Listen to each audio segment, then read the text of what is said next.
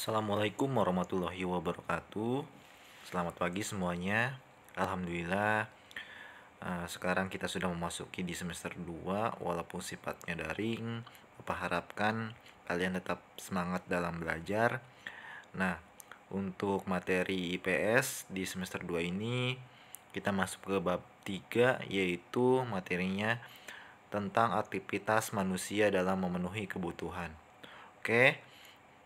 Buka catatan kalian, silakan ketika ada hal-hal yang penting yang Bapak sampaikan dalam materi ini silakan dicatat. Kalau tidak paham, silakan bertanya di grup kelas IPS. Oke, kita lanjutkan materinya, tolong disimak baik-baik. Oke, peta konsepnya di sini yaitu pertama kebutuhan, motif, prinsip, dan tindakan ekonomi, kegiatan produksi, distribusi, konsumsi, peran iptek, permintaan, penawaran, dan pasar, peran kewirausahaan, dan kesejahteraan manusia. Jadi kalian nanti akan belajar tentang ekonomi, yaitu dimana tentang kebutuhan dan kelangkaan. Nah, di sini ada beberapa konsep yang nanti kalian pelajari. Nah, tujuan dari pembelajaran ini yaitu setelah kegiatan belajar dilaksanakan, yaitu materi yang Bapak sampaikan, kalian sebagai peserta didik diharapkan dapat menjelaskan, yaitu yang pertama, menjelaskan kelangkaan sebagai permasalahan ekonomi manusia. Yang kedua, menyebutkan jenis-jenis kebutuhan manusia. Yang ketiga, menjelaskan hubungan antar tindakan, motif, dan prinsip ekonomi. Yang keempat, menjelaskan kegiatan produksi. Yang kelima, menjelaskan kegiatan distribusi. Yang keenam, menjelaskan kegiatan konsumsi. Yang ketujuh, menjelaskan kaitannya antara permintaan, penawaran, dan harga. 8. Menjelaskan peran pasar bagi kehidupan masyarakat. 9. Menjelaskan peran ilmu pengetahuan dan teknologi dalam kegiatan ekonomi. Yang ke-10 yaitu menjelaskan peran kewirausahaan dalam pembangunan ekonomi Indonesia. Yang ke-11 menjelaskan hubungan antara kelangkaan dengan permintaan, penawaran untuk meningkatkan kesejahteraan manusia. Oke. Nah, di sini ada pengantar untuk mempelajari sebuah aktivitas manusia dalam memenuhi kebutuhannya. Tentu kita melihat bagaimana keadaan Indonesia, masyarakat Indonesia pada umumnya untuk memenuhi kebutuhan. Nah, setiap wilayah yang ada di Indonesia memiliki kekayaan dan potensi alam yang berbeda. Sumber daya yang tidak merata antar wilayah menimbulkan kelangkaan komoditas tertentu di suatu wilayah. Kelangkaan dapat terjadi karena sumber daya yang tersedia tidak seimbang dengan kebutuhan. Tidak terpenuhi kebutuhan manusia berarti munculnya masalah pemenuhan kebutuhan yang disebut masalah ekonomi. Nah, masalah ekonomi ini ketika komoditas itu tidak tercukupi, yaitu terjadi sebuah kelangkaan. Nah, ini akan menimbulkan masalah ekonomi. Nah, sedangkan kebutuhan manusia yang tidak terbatas sifatnya, sedangkan alat pemenuhan kebutuhan terbatas, itu menimbulkan munculnya masalah ekonomi karena adanya barang dan jasa yang sangat terbatas keberadaannya. Untuk mengatasi kelangkaan diperlukan kegiatan ekonomi yang menunjang. Dalam kegiatan untuk memenuhi kebutuhan ekonomi diperlukan kreativitas kegiatan ekonomi agar mampu menyediakan barang kebutuhan baik demi kesejahteraan manusia. Jadi kita harus pintar-pintar sebagai manusia itu bagaimana sih untuk mensiasati agar alat pemenuhan kebutuhan ini bisa tercukupi. Jangan sampai kita ini terlalu menjadi rakus sebagai manusia. Jadi yang ada di alam raya ini sumber daya alam habis karena kebutuhan berubah menjadi sebuah keinginan, akhirnya sumber daya alam kita habis. Oke, kebutuhan dan kelangkaan. Kita masuk ke materi pertama yaitu dari konsep kebutuhan manusia dalam memenuhi kebutuhannya. Yaitu dikenal manusia juga dikenal sebagai makhluk ekonomi, Homo economicus. Itu istilah ekonomi, dalam istilah Yunani, homo itu manusia, sedangkan economicus adalah ekonomi atau makhluk ekonomi. Karena manusia selalu ingin memenuhi kebutuhan, tentu saja dengan cara yang rasional, sehingga dapat mencapai kesejahteraan. Untuk memenuhi kebutuhan tersebut, manusia bertindak sebagai makhluk sosial, homo socius. Itu juga sama arti dari kata Yunani, homo itu adalah makhluk, sedangkan socius adalah artinya sosial. Gambar tersebut merupakan barang-barang yang sangat dibutuhkan manusia. Nah, gambar ini, mohon maaf Bapak tidak menampilkan gambarnya di PowerPoint, yaitu kita ambil contoh aja misalkan, yaitu adanya buku ketika dulu mungkin tahun 90-an, tidak secanggih sekarang, tidak adanya Android ataupun HP, yaitu belajar melalui buku paket untuk menunjang pembelajaran. Itu sangat dibutuhkan. Cuma dengan seiringnya waktu, buku itu seakan tersisih digantikan oleh gadget, yaitu HP, Android, apalagi sekarang aksesnya gampang. Nah, kedua barang ini merupakan barang-barang yang sangat dibutuhkan manusia, yaitu dengan berbeda zaman, dengan seiringnya zaman, dari buku menjadi HP. Tadinya HP ini adalah sebagai sebuah keinginan, benda mewah, tapi sekarang lebih banyak dibutuhkan oleh manusia. Bukan sekedar hanya komunikasi, tapi banyak hal yang ditunjang oleh HP sebagai alat kebutuhan. Nah, bagaimana untuk mensiasatinya? Yaitu menggunakan skala prioritas untuk menentukan kebutuhan yang paling penting harus diutamakan pemenuhannya. Nah, kita diurutkan atau dirankingkan bagaimana satu persatu, yaitu apa saja sih kebutuhan manusia ini untuk menunjang kehidupan kita. Nah, agar jangan sampai salah. Nah, kebutuhan adalah suatu keinginan terhadap suatu barang atau jasa yang menuntut adanya pemenuhan. Apabila tidak dipenuhi, maka akan mempengaruhi kehidupan. Contoh, bagi mereka yang lapar menuntut untuk dipenuhi makan. Begitu juga mereka yang haus segera minum. Nah, itulah. Maka makan dan minum ini adalah kebutuhan yang paling mendasar untuk mempertahankan hidup. Kita sebagai makhluk hidup, yaitu adalah kebutuhannya makan dan minum. Untuk apa? Untuk mempertahankan kehidupan. Nah, itu namanya adalah kebutuhan yang sifatnya adalah sangat mendasar. Adapun lagi keinginan. Nah, sedangkan keinginan adalah segala kebutuhan yang lebih terhadap barang ataupun jasa yang ingin dipenuhi setiap manusia pada sesuatu yang dianggap kurang. Keinginan ini tidak bersifat mengikat dan tidak memiliki keharusan untuk segera terpenuhi. Keinginan lebih bersifat tambahan ketika kebutuhan pokok telah terpenuhi. Contohnya misalkan di situ ada sebuah gambar mobil dan motor. Nah, ketika kalian misalkan memiliki kendaraan motor tapi dituntut gaya hidup ingin memiliki mobil. Nah, itu adalah sebuah keinginan. Tetap kita memiliki kendaraan. Namun karena gaya hidup kita ingin memiliki sesuatu yang lebih mewah. Tapi dengan sesuai kapasitas dan waktunya, keinginan ini bisa menjadi kebutuhan manusia dengan seiringnya perubahan zaman, ya tentu. Misalkan karena gaya hidupnya konsumtif manusia ini lambat laun, maka motor sifatnya tersisih digantikan oleh mobil. Mobil ini mungkin untuk sekarang bukan menjadi benda mewah tapi benda yang seharusnya dimiliki. Nah, itu. Padahal mobil ini adalah sesuatu alat keinginan dahulunya. Cuman sekarang bisa saja berubah menjadi alat kebutuhan. Adapun kelangkaan adalah dasar masalah inti ekonomi, dialokasikan sarana yang terbatas untuk memenuhi keinginan dan kebutuhan yang tidak terbatas. Nah, kelangkaan adalah suatu kondisi di mana manusia tidak mempunyai cukup sumber daya untuk memuaskan kebutuhan. Nah, tadi yang awalnya sifatnya mendasar atau sifatnya bisa sedikit untuk menunjang kehidupan saja, tetapi dengan adanya keinginan yang sifatnya tidak terbatas melampaui kebutuhan, nah bisa menyebabkan sebuah kelangkaan.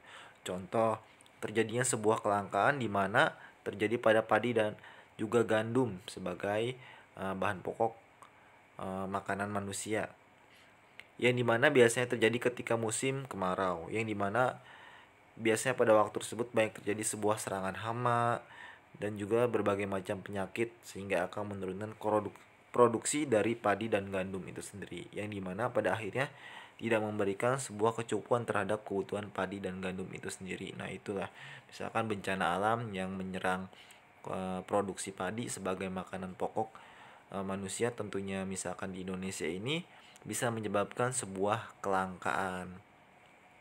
Ada tidak untuk menggantinya? Sebenarnya ada. Misalkan contohnya padi bisa digantikan oleh singkong ataupun oleh sagu. Di Indonesia sebelah timur lebih banyak mayoritas makanan pokoknya orang-orang Papua ataupun Maluku itu dia ini memakan sagu. Nah, mungkin di wilayah Pulau Jawa saja padi sebagai komoditas utama makanan pokok yaitu beras. Nah, sumber daya memenuhi kebutuhan manusia. Iya, sumber daya sifatnya sangat sentral bagi kehidupan manusia. Ada sumber daya alam yang sifatnya diperbaharui ataupun tidak perbaharui. Contohnya yang diperbaharui itu adalah hewan dan tumbuhan. Misalkan hewan ini bisa dikembangbiakan dengan cara diternak, tumbuhan juga bisa dibudidayakan.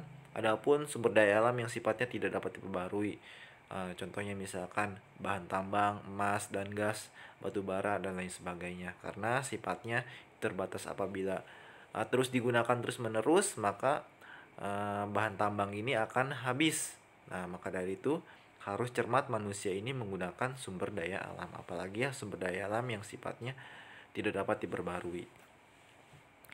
Kebutuhan rohani dan jasmani, contohnya bahagia. Nah, bahagia juga adalah sebuah kebutuhan bagaimana manusia untuk tetap hidup dan jauh dari penyakit agar sehat rohaninya ataupun jasmaninya, yaitu tetap bahagia. Yaitu bagaimana caranya tetap bersikap baik kepada orang lain, mendengarkan hal-hal positif. Mungkin salah satunya sering main jalan-jalan ke alam bebas atau melihat-lihat ciptaan Tuhan yang maha luas. Itu adalah bentuk dari kebutuhan rohani dan jasmani, yaitu adalah salah satunya bahagia.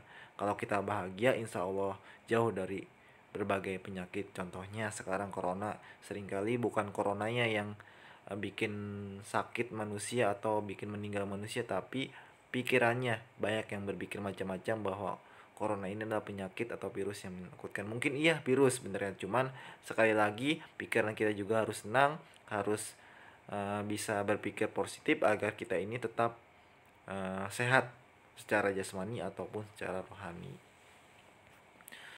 Oke, sumber daya lain yaitu ikan laut. Nah, ikan laut adalah sebagai sumber daya alam hewani, bagaimana lautan itu menyimpan berbagai macam hewan, di mana tentunya hewan-hewan ini adalah sebagai bahan pokok manusia juga untuk makan. Nah, dari sumber daya ini tentunya manusialah sebenarnya adalah faktor utama pemangsa yang paling rakus, di mana di darat juga dia dimakan, ataupun di laut, bahkan di udara kayak seperti burung dan lain sebagainya makan juga. Nah, makanya dikatakan manusia ini adalah makhluk omnivora, makhluk pemakan segalanya. Kalau misalkan kebutuhannya melampaui batas menjadi sebuah keinginan, maka habislah yang ada di bumi ini. Maka dari itu skala prioritas ini haruslah penting. Kita ini harus bersinergi dengan alam. Penebangan pohon. Nah, ini seringkali terjadi sebuah banjir. Contoh sekarang di Kalimantan Tengah ataupun di wilayah Jawa Barat, Sumedang terjadi longsor, terjadi banjir dan lain sebagainya, yaitu menyebabkan bencana alam. Nah, ini akibatnya penebangan pohon, alih fungsi lahan, di mana seharusnya hutan sebagai cadangan air atau resapan air ketika hujan malah ditebang pohonnya, malah dialihfungsikan jadi perkebunan kelapa sawit ataupun perumahan dan pabrik. Maka dari itu yang seharusnya air ini terserap oleh tumbuhan, pohon-pohon yang ada di hutan malah tidak terserap. Akhirnya apa? Dampaknya adalah banjir, bencana alam untuk masyarakat sekitar. Tambang juga sama, apabila tambang ini terus dikeruk, diambil sumber daya alamnya, maka akan habis. Mungkin habis dan tidak dapat diperbaharui lagi karena sifatnya bahan tambang ini terbatas. Bukan hanya habis, apabila tanahnya dirusak, alamnya dirusak, maka akan timbul bencana. Yaitu seperti tadi, yaitu bencana banjir yang dimana disebabkan oleh manusia. Nah, sebagai faktor utamanya. Ada juga yaitu disebabkan oleh alam. Maka untuk menjaga ekosistem alam ini supaya tetap lestari, maka haruslah seimbang. Harus mengambil dari alam ini secukupnya. Nah, sifat dasar kebutuhan manusia yaitu tadi contohkan adalah makan dan minum, mempunyai rumah, pakaian, dan sedikit mungkin pekerjaan, atau lagi misalkan pendidikan juga penting, yaitu adalah sebagai kebutuhan manusia. Nah, itu kan sederhana. Kebutuhan manusia itu sifatnya kalau misalkan ditarik secara skala prioritas, maka akan tertata rapi. Tidak sifatnya melebih-lebihkan. Bagaimana ketika keinginan itu sudah melampaui batas, timbulnya nafsu. Nah, itu yang paling berbahaya bagi kehidupan manusia. Nah, sifat boros salah satunya. Jiwa konsumtifnya tinggi. Nah, itulah gaya hidup yang bisa bukannya batin kita terpuaskan, tapi gaya hidup ini malah bikin kita ini sifatnya tertekan. Misalkan apabila misalkan kita ingin membeli sesuatu tapi kita tidak mampu untuk membelinya, jangan dipaksakan. Atau yang paling bagus itu menabung. Kalau misalkan kita ingin sesuatu hal yang mau kita beli, misalkan kalian punya cita-cita ingin memiliki kendaraan, itu bisa nabung. Cuman sekali lagi lihat kebutuhan dulu yang harus dipenuhi. Nah, ini di sini ada sebuah ilustrasi. Ilustrasinya ini yaitu kebutuhan manusia untuk menyimpan data. Di sini ada disket, ada hard disk, ada flash disk. Nah, ini ya sebenarnya kapasitas untuk kebutuhan itu ya sifatnya tercukupi lah, terbatas. Cuman apabila keinginan itu sudah melampaui batas, alat-alat pemenuhan kebutuhan pun tidak akan terpenuhi ya. Contohnya seperti ini, seperti flash disk, berapapun kapasitas flash disk ini besarnya, maka ketika ada data-data yang sifatnya bukan menjadi prioritas kita diisikan, dimasukkan ke dalam flash disk, maka tetap aja akan oversize flash disknya.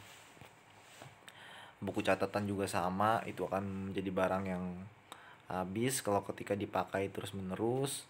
Nah, disket juga sama, tadi itu ada disk, flash disk, code drive, segala macam itu berbentuk online juga tetap akan penuh juga penyimpanannya kalau misalnya keinginan kita terlalu melebihi dengan apa yang kita butuhkan.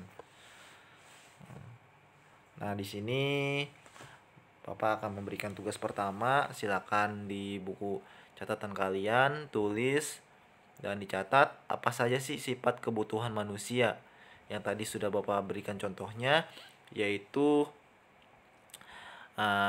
manusia membutuhkan makanan, minum, pakaian, mungkin terus pendidikan. Nah, sekarang cari yang sifatnya alat kebutuhan yang benar-benar dibutuhkan manusia itu apa saja. Nah, dan kegunaannya untuk apa? Silakan dicari. Mau kalian bertanya ke kakak kalian, orang tua kalian, boleh. Mau cari di buku, silakan. Mau cari juga di Google, di browsing, ya boleh, silakan. Catat di buku kalian. Nanti seperti biasa difotokan, dikirim di grup kelas ya. Jangan sampai salah, ingat dikirim di grup kelas supaya nanti tidak tercecer atau tertumpuk tugasnya.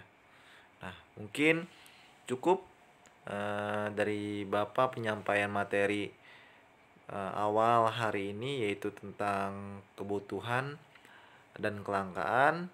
Jika ada yang bertanya, silakan di chat aja di grup mata pelajaran. Ya. Cukup sekian dari Bapak. Assalamualaikum warahmatullahi wabarakatuh.